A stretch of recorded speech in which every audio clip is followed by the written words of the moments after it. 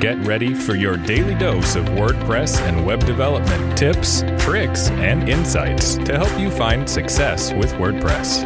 You're listening to WP the Podcast with your hosts, David Blackman and Tim Streifler.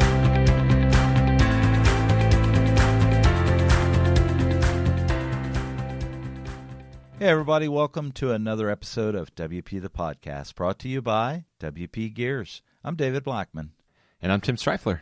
Today in episode 628, we're going to talk about the WordPress admin. And oh no, I can't access my website. What the heck should I do?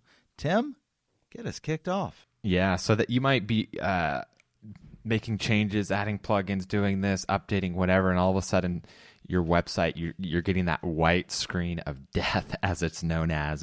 Cowboy coding. Yeah, cowboy coding, which is editing live within the WordPress theme editor or plugin editor, which is highly not recommended.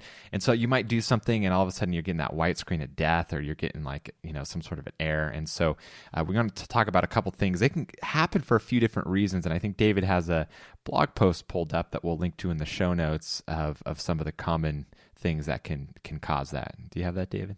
I do not have it open, Tim, but there are 5 different things: PHP errors, white screen of death, forgot your password, and a couple of others. And that will typically cause that. And we will link to that in the blog, in the show notes as well. Yeah, and basically what you want to do is the first thing you want to do is kind of retrace your steps, right? So figure out what you just did that caused it. Like, so did you just install a plugin, which can be a common thing? Or did you do an update to a plugin or theme? Did you add some custom code here?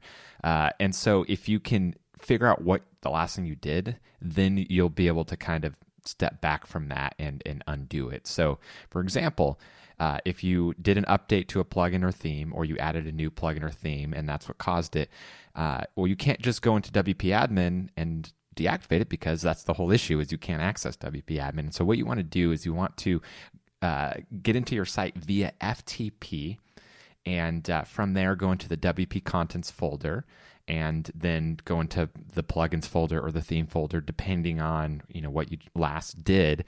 And you want to basically manually deactivate the plugin in question. And you might not know exactly what plugin, but you might have an idea of a couple plugins. And so the way you manually deactivate a plugin is you don't delete the folder, but you rename the folder. So for example, say the plugin is Gravity Forms, for example.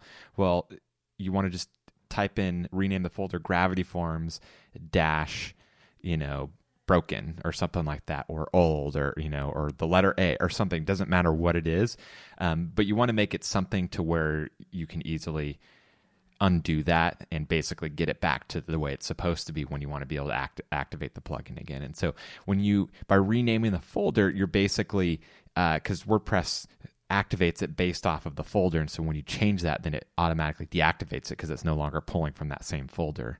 And so it forces it to deactivate. And so you want to do that until you can kind of see if the issue stops and you're able to see that front end of the site again and access WP admin. So that's a really useful trick in troubleshooting that you can do. And then I'm going to stop talking here for a minute, and David can talk about another useful step as well. Absolutely. Yeah, the final step that, worst case scenario is you're going to revert from a backup if needed. So we always highly recommend many times on WP the Podcast, always back up your website. Depending on how often you are producing new content on your website is how often you should have it backed up. But worst case scenario, let's just say you've done all the steps that we've talked about. You've went in, you've troubleshot with the plugins, you've renamed them, and nothing's working.